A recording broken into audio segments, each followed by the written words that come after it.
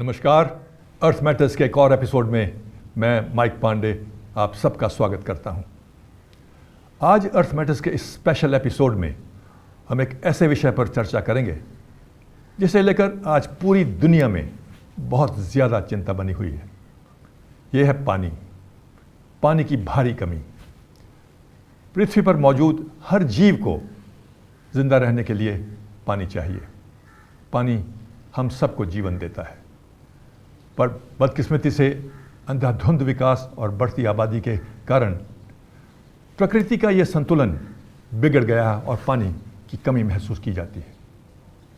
हमारी नदियाँ, झीलें और तालाब प्रदूषित हो चुके हैं और कई पानी के स्रोत गायब हो गए हैं, सूख गए हैं।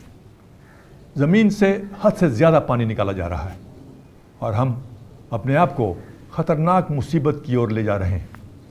आइए अर्थ मैटर्स में पानी से जुड़ी हुई समस्याओं पर एक नजर डालते हैं। अंतरिक्ष से देखने पर हमारा आशियाना ये पृथ्वी किसी नीलमणि की तरह चमकती है। इसका ये अनूठा रंग पृथ्वी पर मौजूद पानी की काफी ज्यादा मात्रा के कारण है। पृथ्वी की 3/4 सतह इस कीमती संसाधन से ढकी हुई है।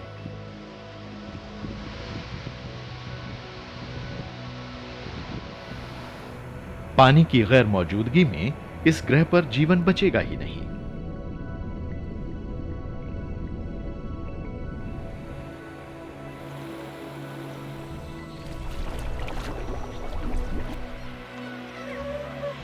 पृथ्वी पर मौजूद कुल पानी में से 97% भाग महासागरों में मौजूद है, लेकिन यह खारा है। कुल 3% जमीनी जल ही ताजा या लवण मुक्त है। इस 3% में से लगभग 2% पानी ध्रुवों पर हिम के रूप में जमा है। बाकी 1% में से आधा जमीन के नीचे है और बाकी आधा हमें बारिश, नदियों और झीलों की शक्ल में नजर आता है। ये 0.5% जल ही पृथ्वी की एकमात्र जलापूर्ति है। ये न तो घटती है न बढ़ती है, ये तो बस रिसाइकल होती रहती है। ये पानी बारिश की शक्ल में आता है, वाष्पित होता है और फिर पानी के कणों के रूप में बारिश की तरह वापस धरती पर बरस जाता है। ये प्रकृति का अनोखा जलीय चक्र है। बस यही 0.5% जल इस पूरे ग्रह को जीवित रखे हुए है। करोड़ों साल पहले जो पानी यहां मौजूद था, आज भी वही पानी हम इस्तेमाल करते हैं।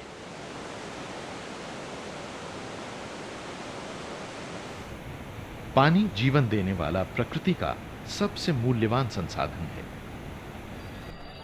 इसने महान सभ्यताओं का निर्माण किया है।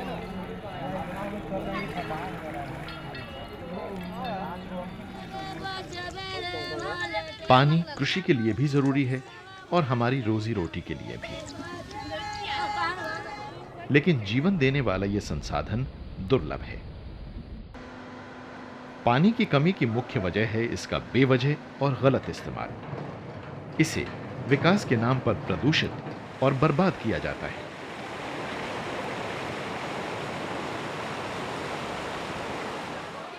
स्थिति काफी नाजुक है और ये और गंभीर होती जा रही है। आज दुनिया की 40% आबादी पानी का गंभीर संकट झेल रही है। पिछले 50 साल में हमने दुनिया के ताजे पानी के आधे भंडार को बर्बाद कर दिया है। ऐसा सारी दुनिया में हो रहा है। आज भी 2 अरब लोगों को पानी मयस्सर नहीं है।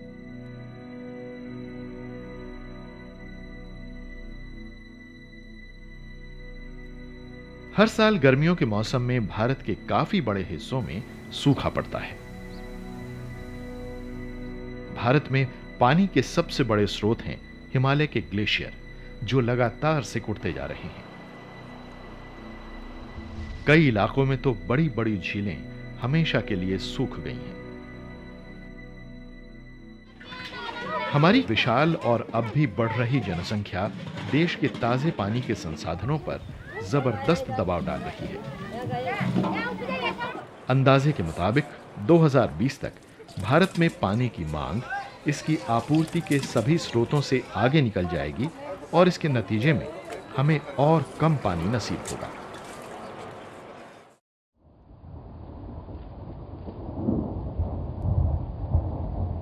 भारत को इसका ज्यादातर पानी मॉनसून के दौरान मिलता है, लेकिन मॉनसून नियमित नहीं है।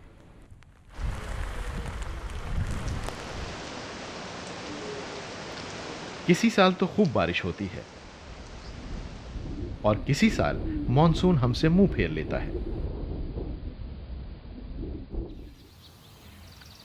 लेकिन मॉनसून के न आने के बावजूद इस कमी को पूरा करने के लिए पर्याप्त भूमिगत जल होना चाहिए, लेकिन बदकिस्मती से यह सप्लाई भी घट गई है। Out of 8,760 hours in a साल में 8,760 घंटे होते हैं और उनमें से सिर्फ 100 घंटे ही बारिश होती है।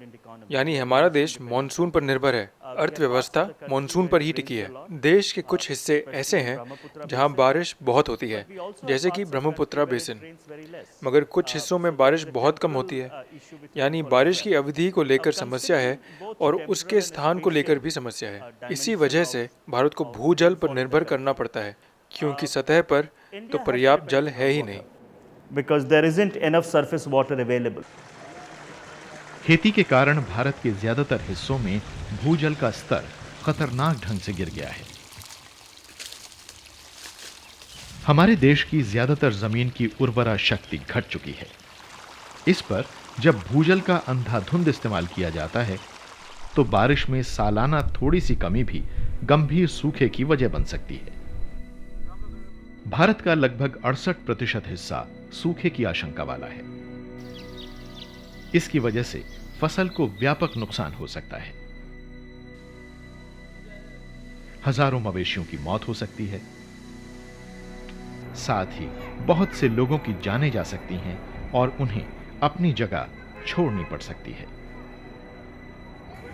भारत में मवेशियों की काफी तादाद है और जब ये जानवर हद से ज्यादा चराई करते हैं तो उससे पूरे देश में ही जमीन को गंभीर क्षति पहुंचती है। वनों की कटाई से पानी का स्तर और भी नीचे चला गया है। जंगलों और वनस्पति का सफाया हो जाने के कारण पानी जमीन में बिल्कुल भी नहीं समा पाता और इन इलाकों में बरसने वाला पानी सीधा समुद्र में बह जाता है।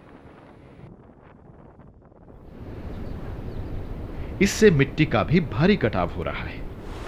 हर साल लाखों टन उपजाऊ मिट्टी बर्बाद हो जाती है।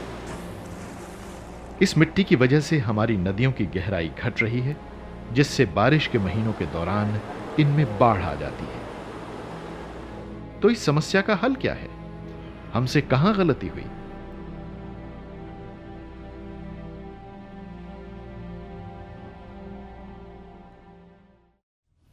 दरअसल हमारे लिए यह जरूरी है कि हम वर्षा और पानी के इस चक्र को समझें। इस तरह के वनों की वजह से ही वर्षा होती है और मौसम में तब्दीली आती है। ये स्पंज की भूमिका निभाते हुए पानी को सोखते हैं और उसे जमीन में बनाए रखते हैं। ये पानी जमीनी जल स्तर को बहाल कर देता है। जमीन में मौजूद पानी धीरे धीरे जलधाराओं में पहुंच जाता है और ऐसा बारिश खत्म होने के काफी बाद होता है। बहुत सी नदियों में सारा साल पानी रहता है क्योंकि भूजल उन्हें जीवंत बनाए रखता है। खेती की वजह से कृषि योग्य 65% पानी खत्म हो जाता है।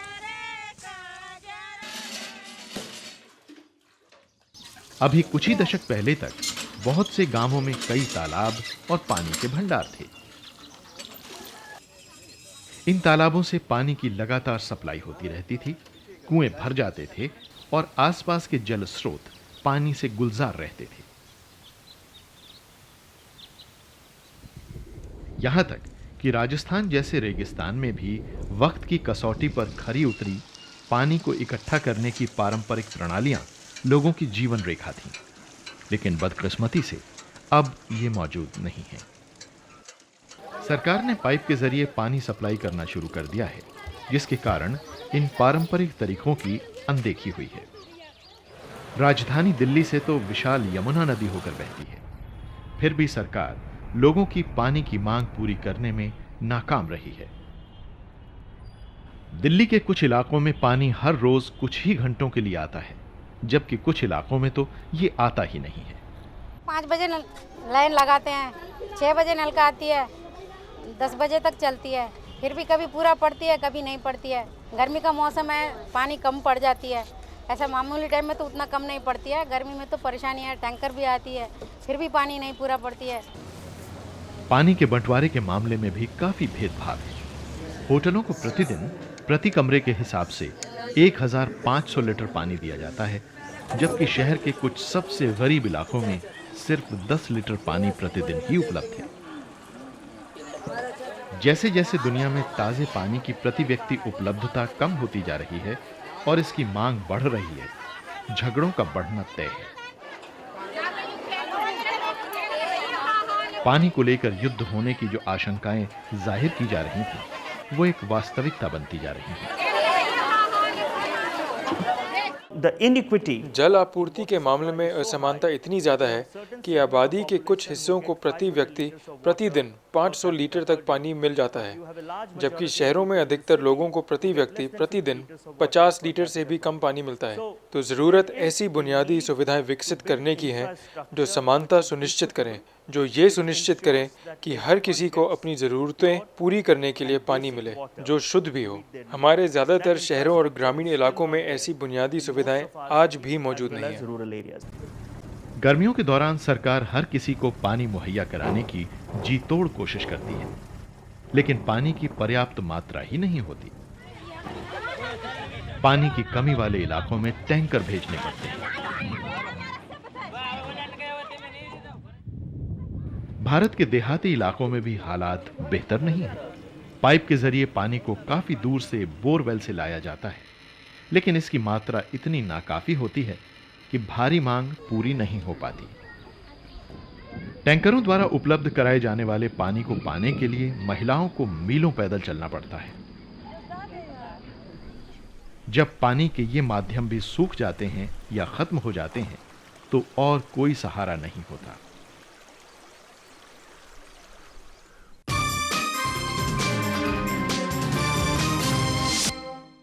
अनुमान के अनुसार भारत की 30% से अधिक आबादी आज पीने के साफ पानी के लिए जूझ रही है। देश के ज़्यादातर बड़े शहर पानी की ज़बरदस्त चपेट में हैं, संकट झेल रहे हैं। हाल की रिपोर्ट से पता चला है कि देश की राजधानी दिल्ली में ज़मीनी पानी की सतह हर साल 10 मीटर से ज़्यादा घटती जा रही है। ये एक हमारे लिए चिंताजनक और सोचनीय समस्या बन गई है। लोगों को भूजल ज्यादा भरोसेमंद लगा। ये आसानी से जरूरत के समय उपलब्ध था और पूरी तरह उनके नियंत्रण में था। भूजल को पृथ्वी का एक बेहद कीमती बचत खाता कहा जा सकता है। ये पानी लाखों साल के दौरान जमा हुआ है।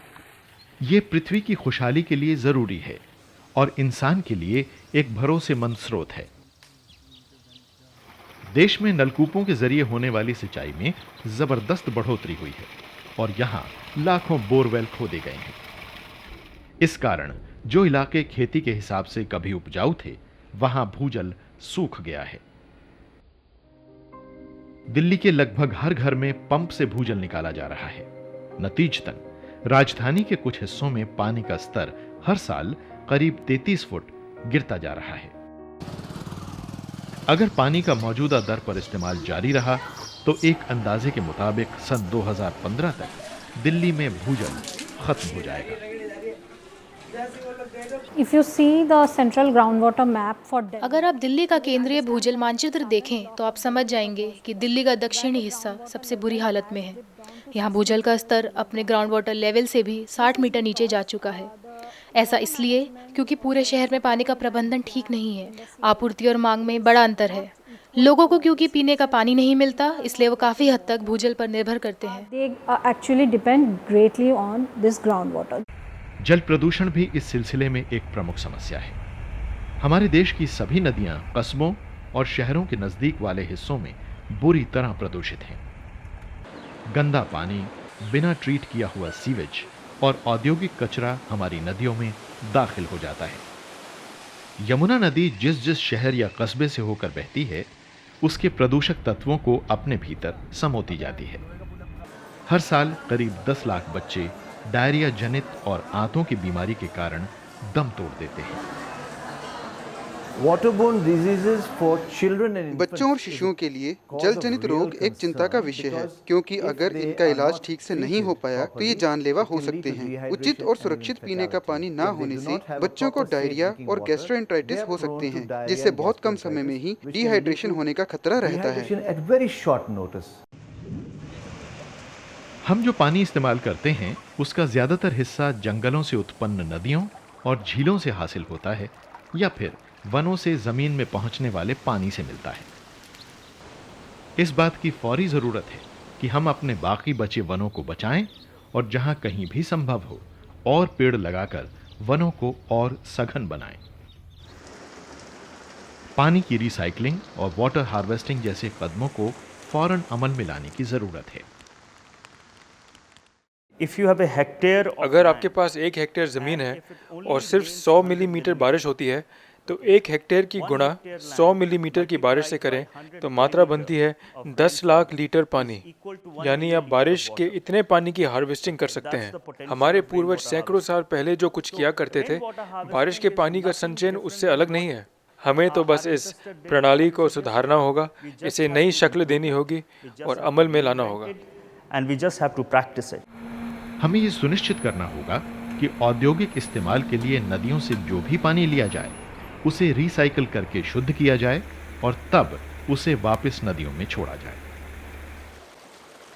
देश में जल संसाधनों के प्रबंधन, बंटवारे और योजनाकारी के लिए मूलभूत परिवर्तनों की फौरन जरूरत है। अब यही एक तरीका है जिसके जरिए हम भारत की नदियों की पवित्रता और इसके पर्यावरणीय संतुलन को बहाल कर सकते हैं। पानी को साफ और शुद्ध बनाने में हम सभी मदद कर सकते हैं। घरों में इस्तेमाल होने वाली कई चीजों में कई खतरनाक पदार्थ होते हैं। हम ऐसे खतरनाक घरेलू रसायनों को नालियों, सिंक और टॉयलेट में न बहाएं। यह सुनिश्चित करें कि आपके घर में पानी की लीकेज न हो। जब आप ब्रश कर रहे हों या दाढ़ी बना रहे हों तो नल को खुला न छोड़ें। बेवजह टॉयलेट में फ्लश न करें। फ्लश की टंकी में ईंट या कोई और ऐसी ही चीज रख दें ताकि हर बार के फ्लश के दौरान 2 लीटर पानी बचाया जा सके। कार को धोते समय बाल्टी से पानी लें, होस पाइप से नहीं। जिस पानी में सब्जियां और फल धोए गए हों उसका इस्तेमाल पौधों में डालने या फर्श साफ करने के लिए किया जा सकता है। अपने ड्राइववे और चलने वाली जगह को पानी से धोने के बजाय वहां झाड़ू लगाएं और पानी को बचाएं। पानी की ये बचतें मामूली लग सकती हैं, लेकिन आपके द्वारा बचाई गई एक एक बूंद बेहद मायने रखती है। पानी बचाने का एक सबसे महत्वपूर्ण तरीका है बारिश के पानी की हार्वेस्टिंग। इसमें बारिश के पानी को इमारतों की छतों पर इकट्ठा किया जाता है और फिर बाद में इस्तेमाल करने के लिए जमीन के नीचे जमा कर लिया जाता है। भूजल के स्तर में गिरावट को रोकने के लिए बारिश के पानी की हार्वेस्टिंग बहुत ही जरूरी है। इसके अलावा कृषि क्षेत्र में भी पानी को बचाया जाना आवश्यक है। सिंचाई के दौरान भी काफी पानी बर्बाद होता है। ऐसे में करीब 50% पानी सीपेज या भाप बनकर उड़ जाने की वजह से नष्ट होता है। स्प्रिंकलर या ड्रिप सिंचाई प्रणाली जैसी कम पानी इस्तेमाल करने वाली विधियों का भविष्य में इस्तेमाल किया जाना चाहिए। खेतों के किनारे पेड़ों और झाड़ियों को उगाया जाना चाहिए। इससे हवा की रफ्तार कम हो जाती है और मिट्टी का कटाव और पानी का भाप बनकर उड़ना भी कम हो जाता है। इससे बारिश का जोर भी कम हो जाता है और वर्षा जल मिट्टी के भीतर प्रवेश कर जाता है। पानी की कमी, सूखे और अकाल का सामना किया जा सकता है। बस जरूरत है तो जमीन और पानी के बढ़िया प्रबंधन की।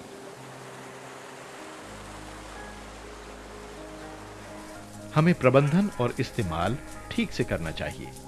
हम ही नदियों को प्रदूषित करते हैं और हमें ही इन्हें साफ रखना होगा, क्योंकि आखिरकार हमें ही ये पानी पीना है। हमारे इस ग्रह की सेहत को बहाल किए जाने की जरूरत है। प्रकृति बेहद लचीली होती है। अगर हम इसे मौका दें तो ये अपने जख्मों को अपने आप भर सकती है।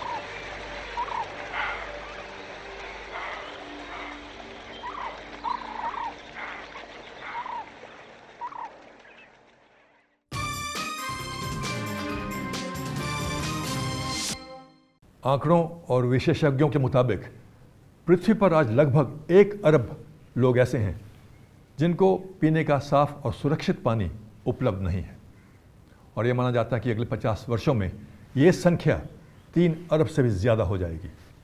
तो ज़रूरत है एक बदलाव की।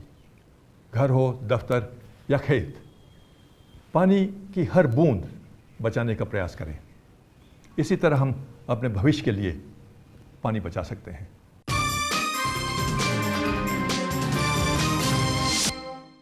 और अब समय आ गया है साप्ताहिक क्विज का। हमारे पिछले हफ्ते का सवाल था, भारत में ऐसा कौन सा प्रसिद्ध राष्ट्रीय पार्क है जो काले हिरणों के लिए जाना जाता है? इसका सही जवाब है वेलावदर राष्ट्रीय पार्क, गुजरात। और आज के विजेता हैं गरिमा शर्मा, दिल्ली; ऋचा अग्रवाल, हरियाणा; वैशाली पंडिता, जम्मू एंड कश्मीर; सोनू शर्मा, झारखंड; रिभा शर्मा, हिमाचल प्रदेश। पहले 5 विजेताओं को मिलेगा अर्थ मैटर्स की तरफ से टी शर्ट और सर्टिफिकेट, और 10 विजेताओं को friends of the earth certificate. और इस हफ्ते के स्पेशल सर्टिफिकेट विनर्स हैं शाश्मिता रावत, उड़ीसा; अनिरुद्ध सिंह, उत्तर प्रदेश; अंकित पटियाल, असम; प्रखर जैन, मध्य प्रदेश; रेखा मानसिन भाई, प्रमार, गुजरात; अभिषेक भारद्वाज, पंजाब; मयूर लीलाधर गिल्लूरकर, महाराष्ट्र; अशोक बिश्नोई, राजस्थान; सुरजीत सिंह खेड़ा, उत्तराखंड; प्राची आर नायक, गोवा। और इस हफ्ते का सवाल है, उस भारतीय नदी का नाम बताइए जो एशिया में सबसे चौड़ी है। सवाल एक बार फिर से सुनिए। Name the Indian river which is also the widest river in Asia. अपने जवाब 1 हफ्ते के अंदर हमें इस पते पर लिख भेजिए। हमारा पता है Earth Matters, PO bag number 3, Greater Kailash 2, New Delhi 110048। और हमारा ईमेल ID है ddearthmatters@gmail.com। और इसी के साथ हमारा आज का ये एपिसोड यहीं ख़त्म होता है। अगले हफ्ते आपसे फिर मुलाकात होगी, एक नई कड़ी को लेकर, एक नई दिशा में, एक नए मुद्दे को लेकर। तब तक के लिए अपना ख्याल रखिएगा। नमस्कार।